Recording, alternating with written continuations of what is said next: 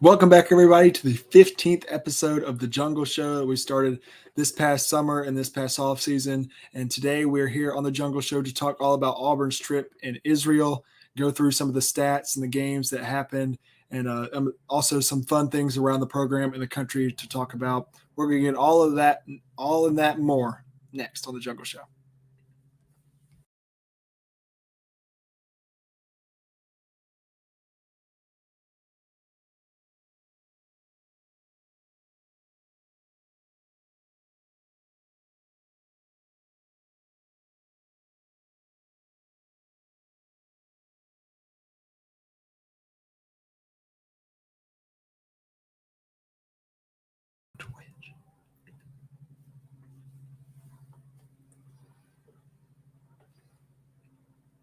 Welcome back, everybody, to this episode of The Jungle Show. We're excited to be back and here again to talk more Auburn basketball, which we do 52 weeks out of the year here on the Auburn Daily YouTube channel, the Facebook page, and the Twitch. So we're here to talk about all things that have happened in Israel in Auburn's historic run and trip to Israel over the past 10 days, where they played some not so good competition and some really good competition. Mm-hmm. But to do that, I brought in my dad and co-host who's sitting right across from me again. Dad, how are you? I'm good. Hey, did you know that Wendell lost his phone, or his phone was in his pocket at the Dead Sea? That seemed to be the only topic to talk about. Jay must have been bored watching the game. I love Jay Billis and his announcing, but he was fascinated by the story of Wendell getting in the Dead Sea with his phone in his pocket. No kidding. And so we're in Auburn's trip to Israel. We played the first game on August 2nd, where we played what looked like a middle school team compared to the Auburn Tigers, a team that is just not as big and as fast and as talented as we were. We beat them by 60, I believe, 60 something. We talked about that last week. And this was not a trip to look at competition. This was a trip to look at us, I think. And we found some guys that can play in that first game, found some guys that could play in the second game, and then ran into a really good national team of pros. Yeah. And hung in there and ended up losing in the end. So Absolutely. I want to give a shout out.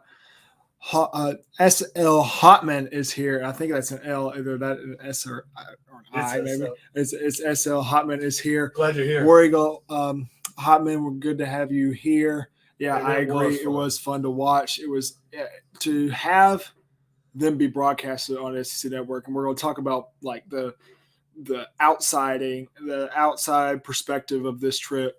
Not just from the Auburn fan perspective, but also from a national fan perspective. Well, because we're here to talk about Kentucky, of course. Yeah. No, but we talk about the national perspective. I mean, that's what's special about being broadcasted like that and being broadcasted by Jay Billis, who we were just clowning just a second ago. But he's the A-team announcer for ESPN and ABC. Yeah. So that's a big deal. Yeah, you get him, and the play-by-play guy is Bill Walton's play-by-play guy. So I mean, they sent the big dogs over, and Billis. Look, anytime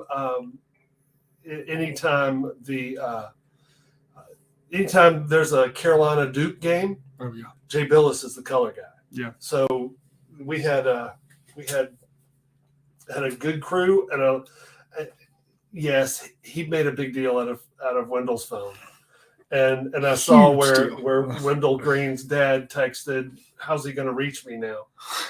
So glad we got your name right, by the way. Oh yeah, I mean, of course I did. You got it right. Yeah, we have that good connection. But let's get into this. First, we're going to talk about the game that was played August 7th. The ones that we weren't able to cover last week. Last week we had just seen the first game, the blowout, the 60-point win for Auburn. This time we've seen all three. So we're going to get into the second game that happened on August 2nd, which was played at noon Central Time, obviously, in Israel. When we played the Israel All-Star Select team. And I think that was the most curious one, because I knew the first team wasn't going to be any challenge. And I knew that the national team would be loaded. Mm-hmm. I was not prepared or expecting anything. I didn't know what to expect from this all-star select team that they had said when they announced the schedule. And when we went into it, I was like, okay, I'm hearing that they're big. They're not like incredible. They're not NBA type of guys, but they're pros. They're men. They're older college players that have gone play overseas and have been successful overseas. So it wasn't going to be a washover. It wasn't going to be a blowout. We had to come to play, and that's exactly what your Auburn Tigers did, as they win by a score of 107-71 in that game. Yeah, and it's funny. I tweeted out watching the Master at work because Bruce Pearl's starting lineup for that game was Trey Donaldson, KD Johnson, Chris Moore, Johan, and Babatunde Akimbola. That was interesting. That's a group you probably are not going to see together this year unless it's a blowout or somebody gets hurt. Yeah, no. But that's not a group you're going to see together. So Bruce was mixing and matching, trying to find guys that could fit together. Absolutely. And yeah, he found Johan Traore in the first two games, 20 and 20. Yeah. 20 points first game, 20 points second game. So big-time player. Yeah. He's going to be fun to watch. Look, he had the first 9 of Auburn's points in this game. It was like, well, there's Jabari Smith. Yeah, that's kind of what it looked like. He's the perfect replacement for a guy like Jabari. Of course, we're not trying to compare anybody to, Jabari Smith because he was different. You can't do that. But comparing play styles and comparing size, you look at Traore and he's the guy you fit in. He's the guy you fit in right with these guards, right into this system that is that Jabari type of player and a guy that can go for 20 at any certain time. He's big, he's long, he's athletic. His shot is weird. It looks like it's got a hitch in it. Yeah, but he makes it. It's weird. Yeah. He made a couple threes in that game. Mm-hmm. He has a mid-range game, which a lot of people nowadays do not. But like you said, Jabari did. It's very smooth, yeah. So he's got the mid-range game. I think once he kind of figures out the defensive rotations and what happens on defense, he can be a good defender. He can block shots. He's long. So I think he's a welcome addition to this team. And no doubt. Fun to watch him go 20 and 20. Absolutely. Absolutely. Look, and when you talk about this time of year, listen, last year at this time of year, we had no idea what Jabari was going to look at. We knew he was the 7th best player in his class, but we didn't know what kind of talent he was. We had never seen him play. We hadn't seen him play until we were in November. Being able to see these guys and being able to see these guys gradually improve also in these games, and you saw the coaching, you saw the adjustments being made. That was the difference, and that's what's going to make a difference come November, December, January, February, March. April. In April. That's right. Sorry, I had to get that. That's right. Hotman made a point here. Glad to see the different playing rotations. Sorry, not able to watch Lior this past week. Lior was banged up after playing in his overseas, playing for Team USA. He met them in Israel. And he was banged up from that, so he I don't think he dressed out. I'm not sure on that. He was in sweats. He was in sweats each game. He has family over there, so after he played with Team USA, he apparently stayed with his grandfather and then was able to be there when the team got there. And I agree with you. I think this would have been the perfect environment to get him in. And slam shoot. We need a shooter. Yeah. That's something I was tweeting out during the games. I feel like I can put that on repeat and say we need a shooter. I think some guys have stepped up. Mm-hmm. We saw Rip Quan step up, Zep, and hit several threes in the last game. Yep. If he can be more aggressive with his shot and look for it and play the 2, they're letting him play the 2 because we've got playing the 1. Wendell and Chance and Trey, who can play the 1, and Trey that can play the 1. So it gives Zep a chance to play the 2 and be a catch and shoot guy.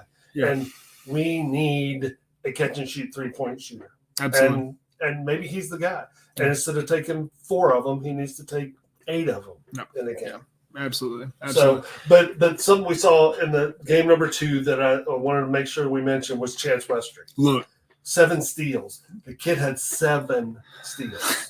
Look, we caused 30 turnovers in this game and had 46 points off of turnovers, and you can really tell that was the difference, obviously, in the game. You have 30 turnovers, you're not going to win a basketball game against quality competition. But that was the difference. That was the, I think I saw a stat. We had 46 points off of their 30 turnovers. They had like 10 points off of our 7 turnovers or something crazy like that. That's the 30 points that we won by. Absolutely. This team was playing with us.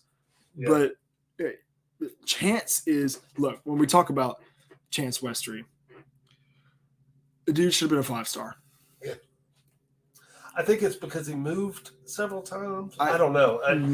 He grew up in Pennsylvania, ended up playing in California and Arizona. Maybe that's it, because he's a really good Look, he's 6'6". He could play the 1, he played the 2 or the 3. You can match him up with anybody. He moves his feet very well, has great hands. Obviously, he had 7 steals in this game, but he's so smooth offensively, not just with his passing ability, but with his scoring ability and his shot's pretty, and it's special to watch a guy, especially with Bruce Pearl's reputation of having small guards, and I'm going to roll right into Hot Man's comment when I talk about small guards. Chance Westry is 6'6". Yeah, but Trey is about 6'6" with his hair as well. Absolutely, that's a throwback to an old movie called Fletch, before your time. Mm-hmm. Fletch with Chevy Chase, talking about he's 6'6", but he's 7'1" with his hair. So, yeah, I think our guy there is probably closer to my age and probably remembers that movie. Yeah. But yeah, Chance is actually 6'6". Yeah. And has handles that he really can play the point. Yeah. They put him in at point. He handled it. I don't think he turned the ball over playing point. Mm-hmm. And he's picking up their point guard in that second game at half court several times and just taking it from him. Mm-hmm. Just flat out picking his pocket. Yeah. And look, yes, let's get the elephant out of the room. Yes, competition was not very good, but there's still college athletes who are now playing professionally overseas. Yeah. Oh no. Yeah. They're not bad. No. Yeah. And he and he stood out. 7 steals. Absolutely. I don't know that KD ever had 7 steals last year. Maybe I'm wrong, but that's who I would think that maybe would. In the Bahamas. Maybe so. Maybe so. Also, here you go. See, I told you. Yeah. It was a great flick, by the way. All right. So, talking more about the second game, and the only other guy that I really want to bring up, besides I want to talk about a guy, but we'll also talk about him for the third game that happened. Let's talk about KD Johnson. Scared the crap out of probably 99.9% of Auburn fans when he went down after getting stepped on and kind of limped off after, grieving in pain. Screaming in pain. You could hear him screaming. So and I was scared. like, oh, he's broke his ankle. He just broke his ankle. And then he gets up and walks, and 3 plays later, he's back on the court. He drilled 3 straight threes. Yeah, he went psycho. Wow. He's our little psycho, and he also got a technical in a game where we're up 40. So he yelled at a basketball like he was on okay, y'all gonna have to help me out with the movie there too. Tom Hanks movie when he's on the beach by himself. And he had a friend that was a volleyball, and he called him Wilson.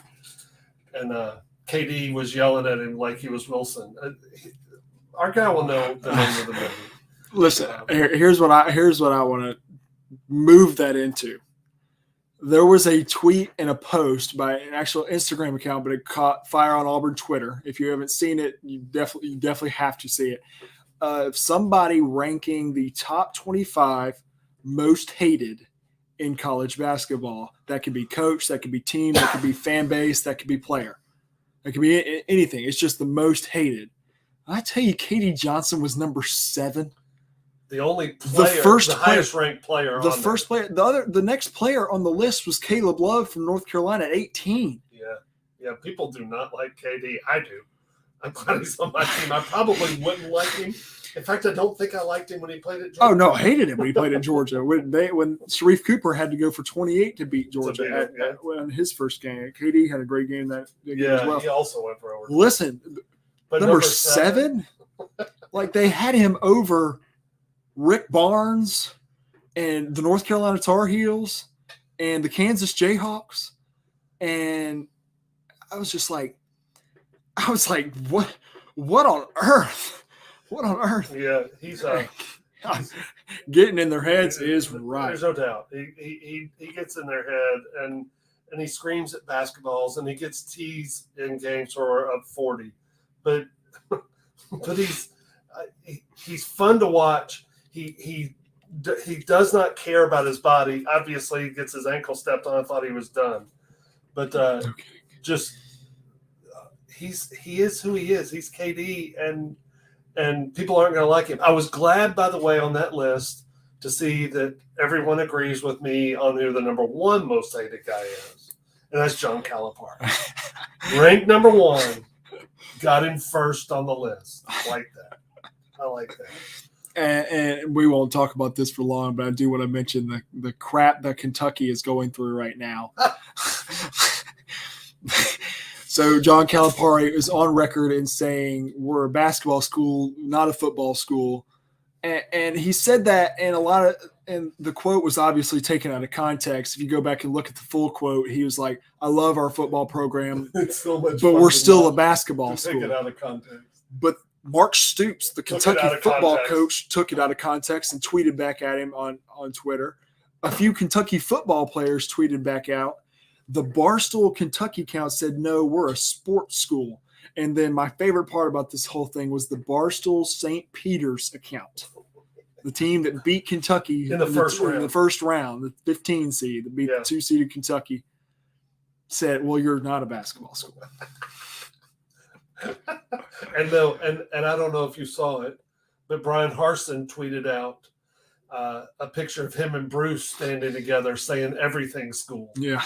And I was like, no, that's a clown. Either Brian is very good at Twitter or his guy, his social media guy is good at Twitter. Yeah. Because that was an excellent, well-timed tweet. No kidding. It was funny. Here's who I want to talk about next. And this guy our only transfer from this past year.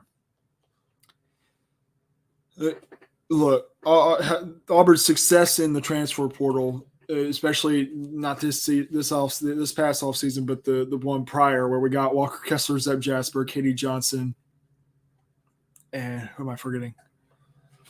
Walker, Katie, Wendell Green. How am I forgetting Wendell? Janai Broom is special. He's special. He's special, and I want to talk about him last in the second game, and right as we transition to talking about the third game, that's who I want to talk about first. Look, in the second game, Janai Broom had 18 points, 4 rebounds, and 3 blocks. He is as good, if not, obviously I won't say that he's probably not better than Walker at protecting the rim. He's as good as being a rim protector as Walker is, and he's 3-4 inches shorter than Kessler is. Yeah. When he is producing that much, but he is also that back to the basket scorer, and he can also move his feet. When we were talking pre-show about how well he was defending the Denny guy, the Washington Wizards player that went for 25 against us. When Janai Broom was guarding him, he didn't score. No. He got a shot blocked by Janai several times. He was spectacular. The thing that you read off stats from the game 2 that he had 18 and 4 rebounds or whatever. Mm-hmm.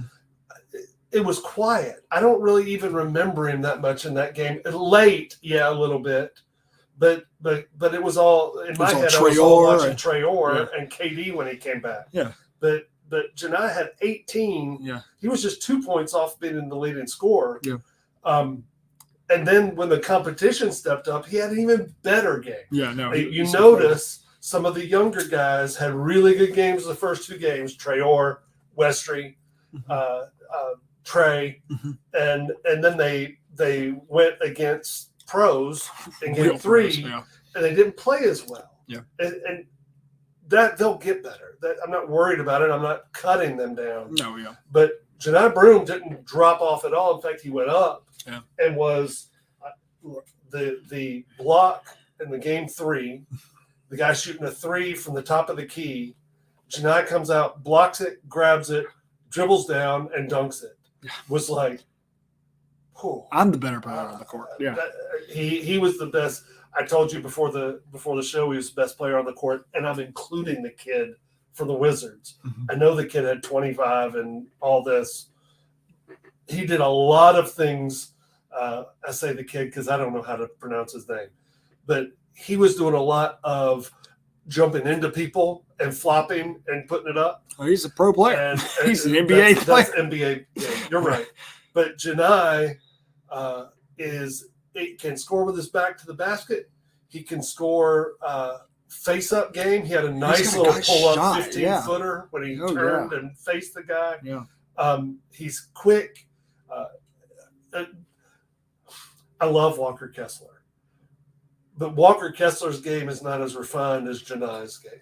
Janai's game is refined. I will say Walker's game is more directly inputted towards the NBA. The NBA is what Walker's turning into. That long rim protector who catches alley-oops and can rebound well. But he's got to be really tall. Janai's not going to be a superstar in the NBA. Look, he could. But he's not. I would expect him to go first round in the NBA draft.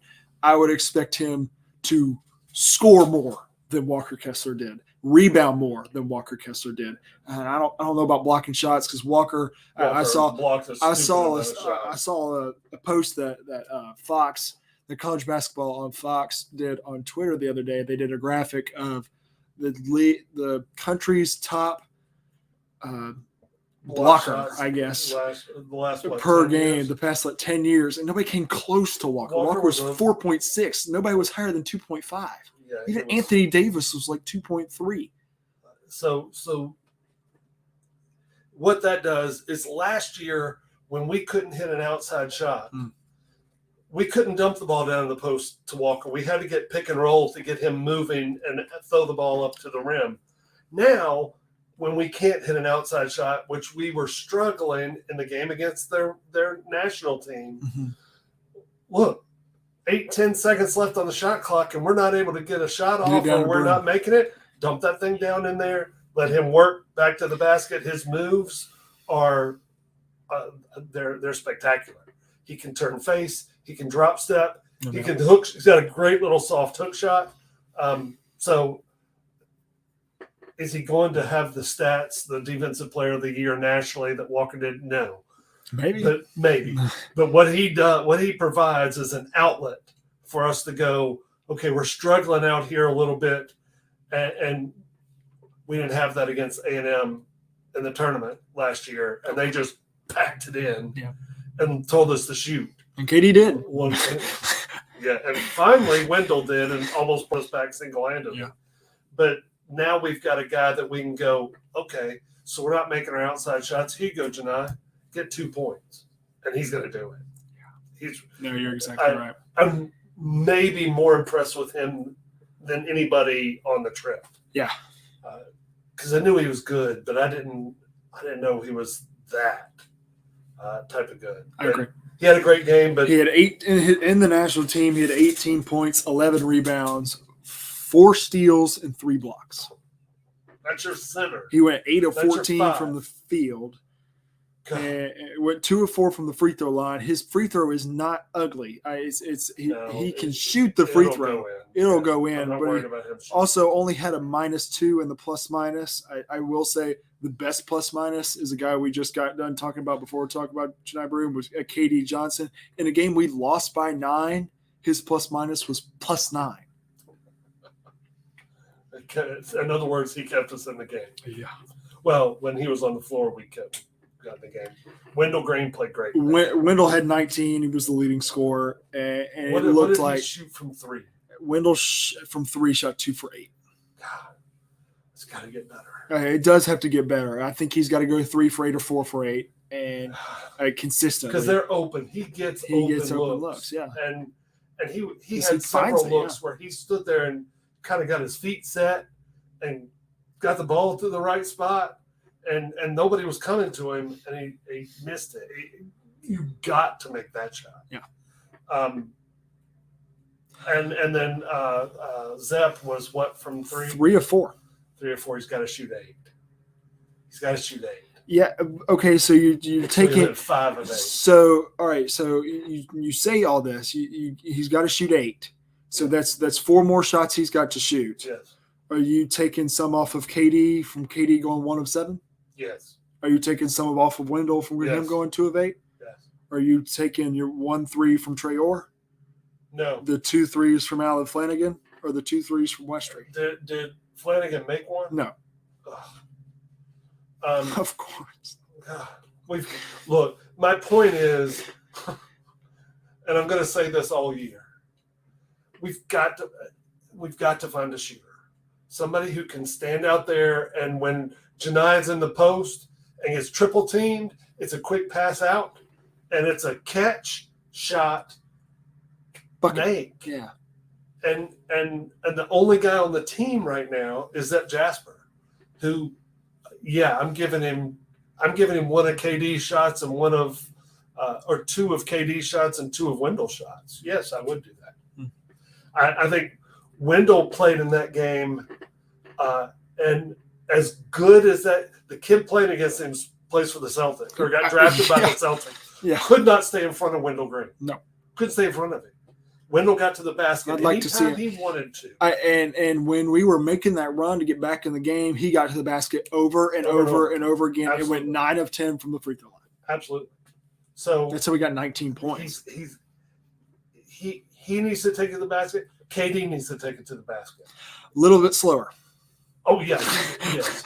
KD's not going to stand up there and dribble and go around you. KD's going to catch it on the wing and throw his body up in the air. Literally.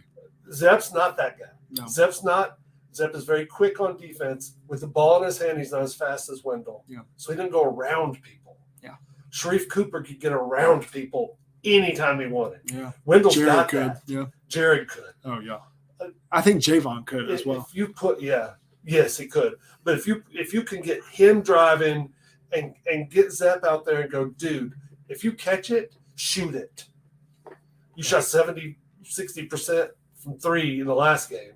Yeah. Fire that thing up and take a couple of Wendells and a couple of KDs. I'm fine with that. No, I agree. I think Zepp could be you want a shooter, and listen, we don't have bad shooters. I don't think KD's a bad shooter. And they work KD on can it. make it. Yeah. Wendell's a great shooter. He can make it. He also, both of those guys are very hot or very cold. They're either going in or they're not. And Wendell's, when he misses, seems to be flat. Mm-hmm. When he was in the A&M game and was like, if nobody else is going to make shots, I'm going to. And it was almost from half court. They were almost touching the ceiling. Yeah. But so if you'll watch him, if his shot's flat, it's not going to go in. Yeah. If you go, dang, that's like a rainbow. It's probably going in. Yeah. And KD's a guy that all the time last year we would get video on Twitter of him after the game in Auburn Arena by himself with a GA out there shooting threes. Yeah. So they're working on it. It's just they got to hit them in the game. And they're open, they got to hit them. Yeah. You have to. You're right. You're absolutely right. That's what we need. It's what this team is. That's what this team goes from a really good team to a national title contender type of team, in my opinion. I agree. You put senior Bryce Brown on this team, you're looking at this team being top 3 in the country to start next year. Absolutely. With Gonzaga, North Carolina. You're talking about they have all the pieces, I think, and they played defense. That was the other thing I wanted to mention about this whole Israeli trip. This is a group of guys that haven't been playing together very long, and they defended as well as I've seen them defend. They guarded their guts out. And Bruce, I think, tells them, you go as hard as you can, and when you get tired, I got a guy sitting here that He'll go as hard as he's not going to drop off. No, yeah. We can get you out and get you rest, so go hard as you can. And he picked him up 3/4 court a lot more. Now we pressed a lot. That national team carved us up a little bit, but there was one where it was two passes and it was a dunk on the other end, wide open dunk, and I was like, Bruce, maybe we should call off the press. Man, they are really well put together and a good team. I think Jay said they were the number 10. Look, that's a team that Steph Curry, LeBron James, Kevin Durant. That's a team that they will worry about guarding. Yeah. That's not a team that Auburn should be worried about guarding, or North Carolina, or Kentucky, or even like the Golden State Warriors. No, that's the United States team that they need to worry about, or the France team. I tell you, the French are the number one in the world right now. No doubt about it. No doubt about it. No. United States of America always will be. As much as I will root for always the United States when it comes to athletics and especially basketball, we are. They're number one. The French. They're number one. The French has Wembanyama and Gobert and yikes. But I traded Gobert to get Walker. Just saying. No, the national team. He's still French. I know. That doesn't change. Can I bring up one thing? What are you gonna bring up? My daily Kentucky rant. Some dude on Twitter said, sitting back for this. "Quote unquote, Auburn travels well. Laugh out loud. Okay, watch Kentucky in the Bahamas Wednesday and compare crowds." Did they teach geography in Kentucky? Because going to the Bahamas is fairly easy. You and I could go buy a ticket and go down there. Now it's a lot. Yeah. It's expensive. But we could get down there in a couple of days. Yeah. Going to Israel is not something that it's just a little harder. Going to Jerusalem and Tel Aviv. And this guy wants to compare. Come on. Be better than that. Be better than that. They're Kentucky fans. I know, but be better than that. Their team looked really good, by the way. They looked dominant in the Bahamas. And yes, there were a lot of Kentucky fans in the Bahamas. I'm sure. If our team they're a basketball Bahamas, school. I'd like to go to the Bahamas. Next year, by the way, we get to go to Brooklyn. That was announced later today. Preseason tournament. Is that preseason? It was a preseason tournament along with St. Bonaventure, Oklahoma State, and Notre Dame.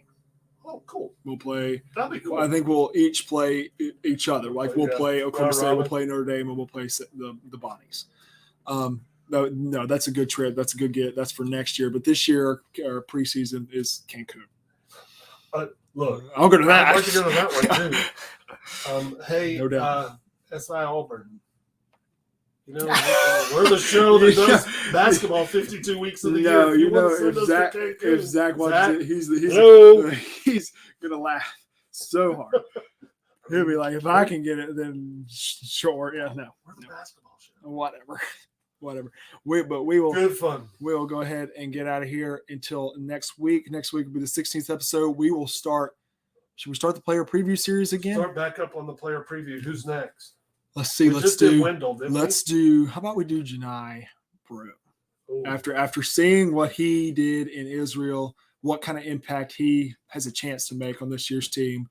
Let's do Janai Broom next week. Write that article. Let's talk about it. I'll write it this week. Hopefully have it up before next week's show, and then we'll discuss it. Now next week's show will be all about Janai Broom. We all join in the discussion. Yes, absolutely. If you want to find us on Twitter, find us at Gray Oldenburg or at War Eagle Hoops or SI_Auburn. Find all this awesome Auburn stuff at auburndaily.com. Go check it out. We will be back next week, Friday at 6 p.m. right here on Auburn Daily.